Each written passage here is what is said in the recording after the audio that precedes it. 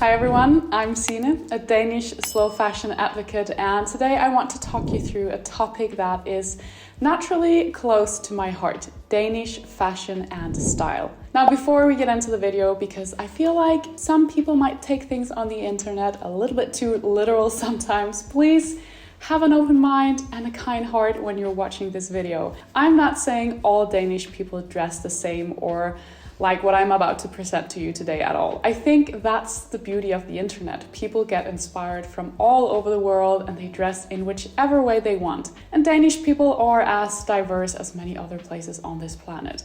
However, I do think many people in Denmark will relate to some of these things, and if you're a foreigner looking to either visit Denmark or maybe even live here, or maybe you're just curious about how a lot of people in Denmark put together their outfits, then I hope you'll enjoy this fun little video. With that disclaimer out of the way, let's get into it. Normcore and hygge meets fashion.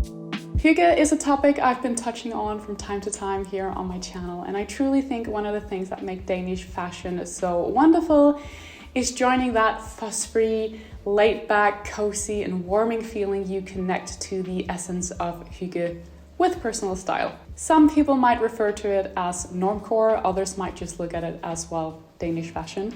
Either way, a great pair of jeans, sneakers and good quality sweaters are truly staples for a lot of Danish people, and these are items you can wear all through the year because the weather here can be quite unstable and unpredictable, even during summertime. Denmark is renowned for a casual atmosphere, and the dress code is not much different from that.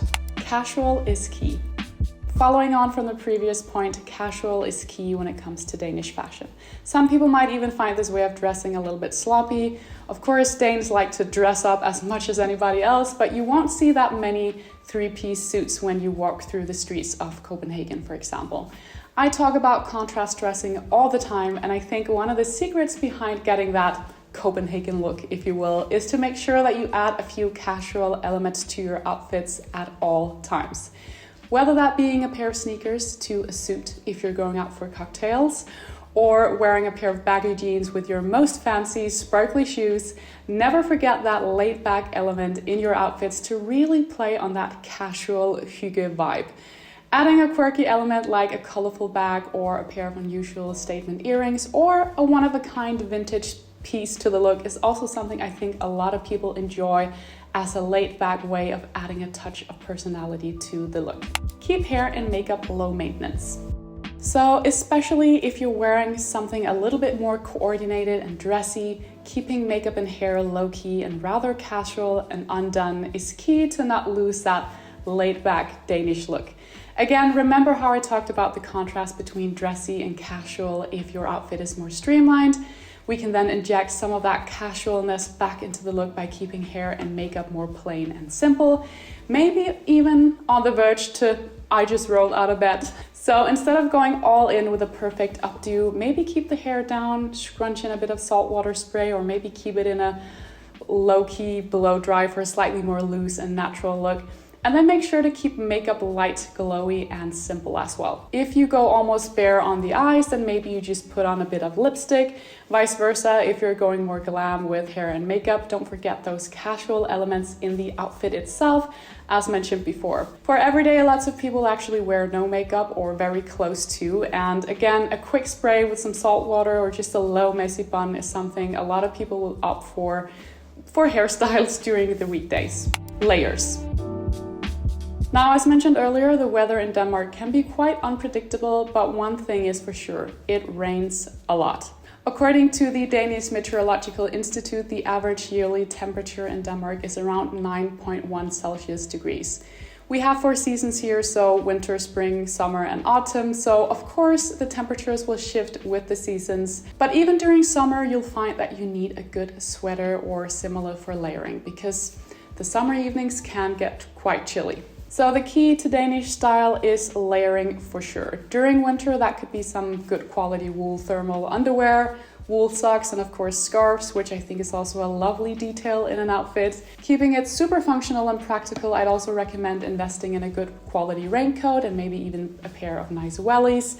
So make your practical pieces a more core part of your outfits and style instead of just putting them on as an afterthought. Some Danes love wearing a snowsuit or grown-up one piece, similar to what our kids wear when they're outside playing during autumn and winter. Some people love these, others hate them, but you've got to give them credit for being super practical, and that's really the point here. So if you're not wearing all of your layers, which some people will, and it makes some rather unusual and interesting outfits sometimes, definitely bring them with you in a bag or in your car if you're out and about in Denmark, because you just never know about the weather. Speaking slightly more fashionable layers, you could wear your button up with a sweater on top during the chilly months. You could even just tie it over your shoulders, but instead of going for that usual over the shoulder look, lots of people like to tie one side under the arm for even more of a casual and slouchy touch, which, like I've said, you need to bear in mind at all times. You'll probably also notice that Danes love wearing black. Now, I'm personally on a bit of a journey to break out of this because I just think that sometimes it looks a little too similar to what everyone else is wearing.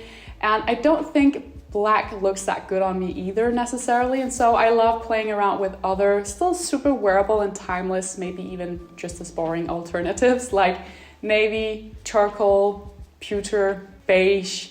But I've also discovered how versatile sage green is, for example. Having said all of that, of course, black is still and probably will always be part of my wardrobe in some way, and it is for a lot of Danish people too.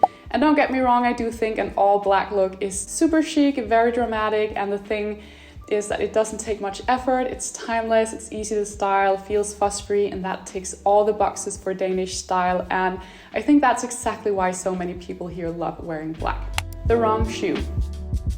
Stylist Alison Bornstein is very known for her wrong shoe theory, which basically means that you pair shoes with outfits that you perhaps wouldn't have in the first place. To me, this is another way to practice contrast dressing, which, as mentioned earlier, is super important for a lot of Danish people, especially to ensure that laid-back, casual feeling of the outfit. So if we were to work with this according to the wrong shoe theory, when you wear a dressy outfit for a special occasion, your first thought would be to keep it dressy through and through.